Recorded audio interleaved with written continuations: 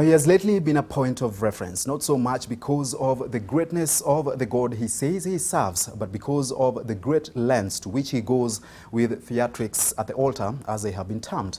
Apostle James Ng'ang'a is a man whose approach to ministry is becoming to cost him.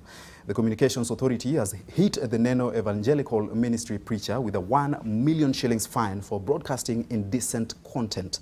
Charity Mwangi reports that the growing concern may see him lose his TV station. You could easily think this is a normal church service until it hits you. The self-declared apostle, self-branded chief general commander, and self-styled preacher James Ng'ang'a treats the congregants at his church, Neno Evangelical Ministry, as has become the norm. Abusive, demeaning, and insulting.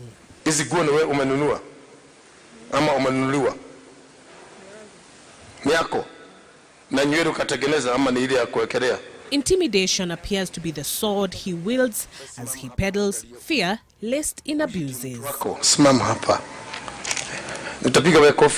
Every so often there's a new incident that further throws him into infamy.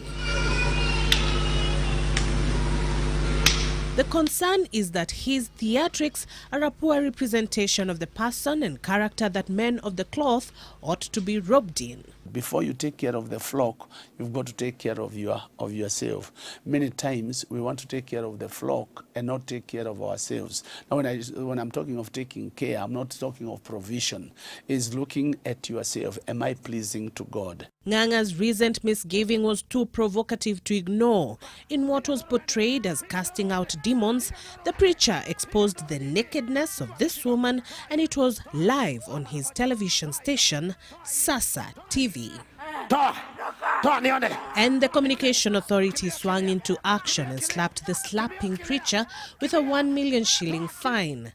CA says it served Ng'ang'a with a warning letter over the broadcast of indecent content during watershed hours, contravening the programming code. About a week later, the authority says the content in question was broadcast again. The 1 million shilling penalty was for 2 offences: the exposure of the woman's nudity and the abuse of male congregants by threatening to injure their private parts for disrespecting him. Nikaambiwa nitalipa 1 million. Nikakata appeal. Sijui kama nitapeo, ama nitaambiwa. Walisema umeviolate, umeoneshana matiti ya mwanamke masaa ambayo sio. Sasa mimi najuaje matiti ziko nje? The men did not take this lightly, and through their lawyers, Otieno and Amisi advocates demanded the retraction of the threat and for him to issue a public apology on mass media. They received responses from 2 law firms. First was Cliff Oduk Advocates, who requested for evidence to support the abuse claims and asked for restraint against adverse action.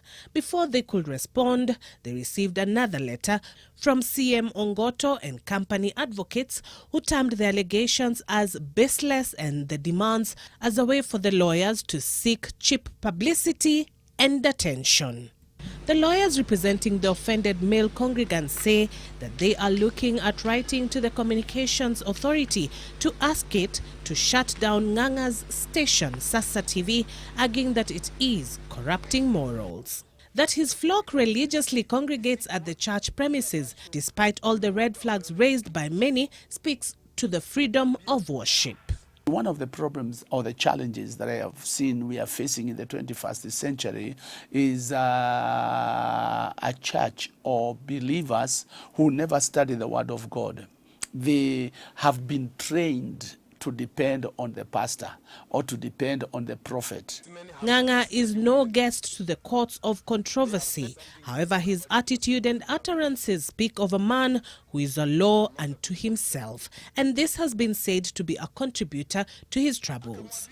The former Evangelical Association of Kenya chairman Bishop Mark Kariuki says pastors should ensure they are kept accountable and above reproach.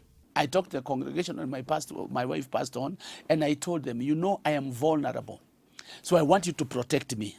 Amid all the mind-boggling dynamics, the Bishop of the Deliverance Churches of Kenya, Mark Kariuki, says that the mental health of pastors needs to be taken seriously by virtue of their work. And a lot of pastors work under depression because everybody is looking at the pastor. The pastor is a carrier of good news and is a carrier of bad news. With freedom comes responsibility. However, there is need for people to exercise reason even as they enjoy their freedom of worship. Charity Mwangi, NTV.